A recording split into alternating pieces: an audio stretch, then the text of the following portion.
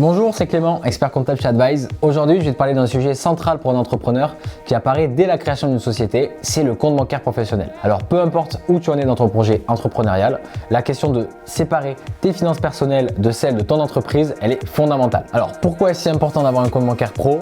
Est-ce une obligation légale? Comment choisir la banque? Eh bien, je réponds à toutes ces questions à travers cette vidéo. C'est parti. Ouvrir un compte bancaire pro, ça va te permettre de séparer clairement ta trésorerie perso de celle liée à ton activité professionnelle. Pourquoi cette séparation elle est importante? Tout simplement parce que toi, en tant qu'individu, et ton entreprise en tant qu'entité professionnelle, vous avez des finances distinctes. Par exemple, quand tu reçois ton salaire, tu es payé sur ton compte personnel et quand ton entreprise génère du chiffre d'affaires, cet argent doit atterrir directement sur le compte bancaire professionnel. Cette distinction-là, elle va t'aider à éviter les confusions, notamment d'un point de vue comptable, également d'un point de vue fiscal.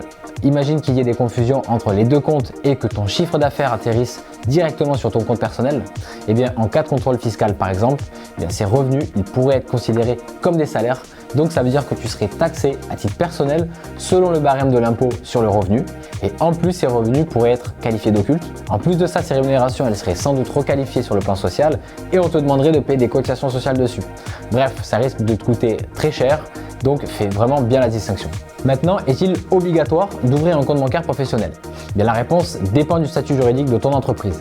Si tu as créé une entreprise individuelle ou une auto-entreprise, bien, tu n'as pas d'obligation légale d'ouvrir un compte bancaire professionnel. Ça veut dire que tu peux choisir de ne pas ouvrir de compte pro et d'utiliser un compte bancaire personnel pour les dépenses et les recettes liées à ton business. Mais si jamais tu génères plus de 10 000 € de chiffre d'affaires annuel pendant 2 ans de suite, eh bien, tu es dans l'obligation d'ouvrir un compte bancaire professionnel. Pour les créateurs de sociétés, ouvrir un compte bancaire, c'est un passage obligatoire pour déposer le capital social avant l'immatriculation de la boîte. Sans compte bancaire professionnel, impossible d'obtenir l'attestation de dépôt des fonds nécessaire à l'immatriculation. Ce qu'il faut retenir, c'est qu'à partir du moment où tu crées une société commerciale, tu dois forcément ouvrir un compte bancaire professionnel. J'en profite pour faire une petite aparté concernant la SCI. L'ouverture d'un compte bancaire professionnel n'est pas obligatoire, mais c'est toujours conseillé pour distinguer clairement l'activité professionnelle de l'activité personnelle des associés. En ce qui concerne les documents nécessaires pour l'ouverture d'un compte bancaire professionnel, tu vas devoir préparer d'abord une pièce d'identité valide, donc ta carte d'identité ou ton passeport, et pas seulement pour toi mais également pour toute autre personne autorisée à faire des opérations sur le compte. Si tu es en pleine création de ta société, tu vas devoir transmettre à la banque un projet de statut. La banque te donnera une attestation de dépôt de capital. Et une fois que tu reçois le cabis, eh bien, tu pourras ouvrir officiellement ton compte pro.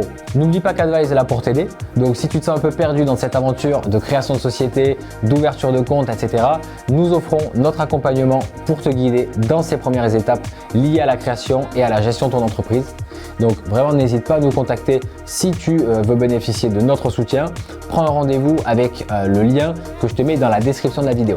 Tu as toute la liberté de choisir ta banque, que ce soit une banque traditionnelle avec des services en agence ou une banque en ligne pour bénéficier de démarches simplifiées.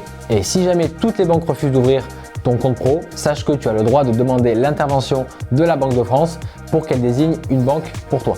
Alors, comment faire le choix entre banque traditionnelle et banque en ligne? Eh bien, ton choix il va dépendre de tes besoins spécifiques en fonction de la nature et de la taille de ton entreprise.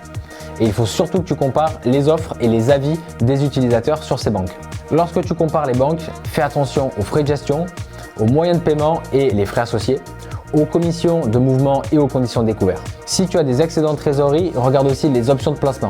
Demande des propositions tarifaires pour tous ces services et fais une comparaison. Si tu as besoin d'un prêt, le choix se portera davantage sur une banque traditionnelle car les banques en ligne ne proposent pas vraiment encore ce service, ou en tout cas pas toutes. Et les rares qui le proposent, elles mettent en place des limites en termes de montant emprunté. Donc tu peux te retrouver vite limité. Chose importante également, tu ne dois pas négliger la qualité de la relation avec la banque.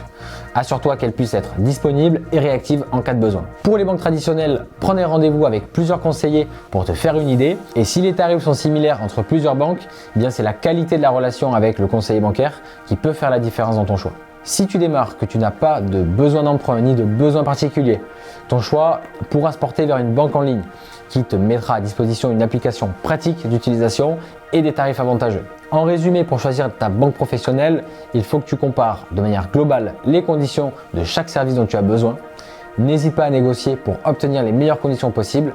Et enfin, la qualité de la relation avec ton banquier, elle est primordiale, surtout en cas de difficulté financière. Voilà, tu as toutes les infos nécessaires pour ouvrir ton compte bancaire professionnel et choisir ta banque.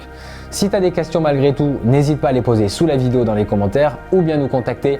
Et sache que aussi chez Advise, on propose des rendez-vous de conseil totalement offerts à tous les entrepreneurs qui ont des questions ou qui souhaitent aller plus loin. Il te suffit tout simplement de prendre rendez-vous avec nous sur le lien qui se trouve en description de la vidéo. Si tu veux plus de conseils, active la cloche pour t'abonner à la chaîne et pour ne manquer aucune de nos prochaines vidéos. Allez, à très vite!